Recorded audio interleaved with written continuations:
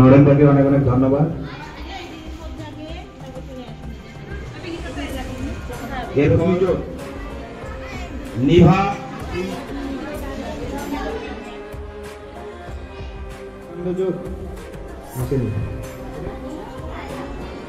লাখপতি সিংহ, ময়লানি লাখপতি, তারপর রমণী সিংহ,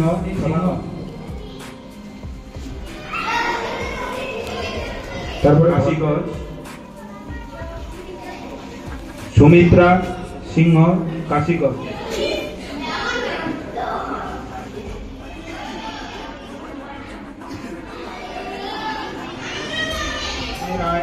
লেম্বুটারি,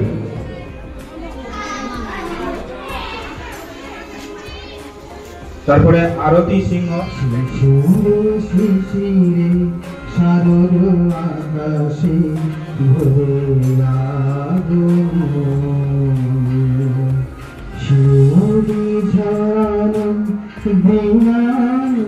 ভাইজো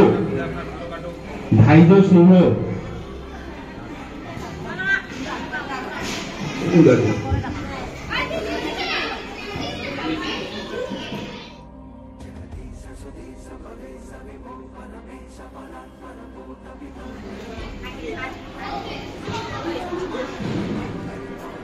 ধন্যবাদ শুক্লা দিদি ভাইকে। সরস্বতী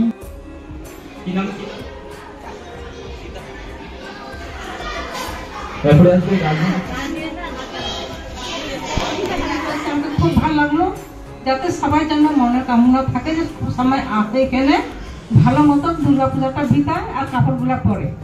আমি সবাইকে আশীর্বাদ দিচ্ছি, আমি দুর্গা পূজা শুভকামনায়। আমি বলছি সচিন ভীমাগর থেকে, সব এখান থেকে আসছি, খুশি পাচ্ছি, বাচ্চারা যেন আনন্দ পায়। সবাইকে কাপড় দিল, সবাই একটু নমস্কার জানাবেন, ভালো থাকবেন, সুখে থাকবেন। দিদি ভাইগুলা আমি এখান থেকে প্রণাম জানাচ্ছি, নমস্কার।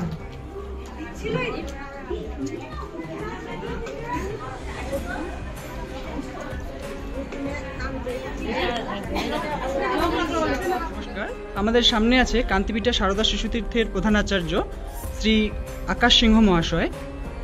ওনার সঙ্গে আমরা কিছু কথা বলবো। নমস্কার দাদা ভাই, আজকে আপনাদের বিদ্যালয়ে অনেকজন মহিলা এসেছেন, আজকে কি কোনো বিশেষ অনুষ্ঠান হচ্ছে? নমস্কার, আজকে আমাদের কান্তিপীঠা সারদা শিশুতীর্থ পরিচালন সমিতি এবং মাতৃভারতীর উদ্যোগে একটি বস্ত্র বিতরণ কার্যক্রমের আয়োজন করা হয়েছে। আচ্ছা, কতজন মহিলাকে বস্ত্রদান করা হচ্ছে? এই কার্যক্রমে আমাদের 153 জন মায়েদের বস্ত্র বিতরণ করার কর্মসূচি আমরা নিয়েছি। এই বস্ত্র বিতরণের মূল উদ্দেশ্য কি? এই বস্ত্র বিতরণের মূল উদ্দেশ্য হচ্ছে আমাদের যে পার্শ্ববর্তী গ্রামীণ এলাকায় দুস্থ পরিবারের মায়েরা রয়েছে, তাদেরকে এই বস্ত্র বিতরণ করে আমরা এই দুর্গাপূজা উৎসবের জন্য একটু ছোট্ট মুখে হাসি ফোটানোর প্রয়াস করছি। প্রতি বছর দুর্গাপূজায় কি বস্ত্র বিতরণ করা হয়? আমাদের গত 3 বছর থেকে এই বস্ত্র বিতরণ কার্যক্রম চলছে, আর আগামীতেও আমরা এই বস্ত্র বিতরণ কার্যক্রম চালিয়ে যাব, আমাদের প্রয়াস রয়েছে। আচ্ছা, সমাজের জন্য কি বলবেন? সমাজের জন্য এইটুকুই বলবো, আমাদের গ্রামীণ এলাকায় যে সমস্ত দুস্থ পরিবার রয়েছে যারা স্বাবলম্বী এরকম পরিবার রয়েছে তাদেরকে এভাবেই বিভিন্ন উৎসবে আনন্দে গ্রামের মানুষকে একটু সহযোগিতার হাত বাড়িয়ে দিলে সকলেই আমরা যে কোনো অনুষ্ঠানে উৎসবে সকলেই সমবেতভাবে আনন্দে কাটাতে পারব।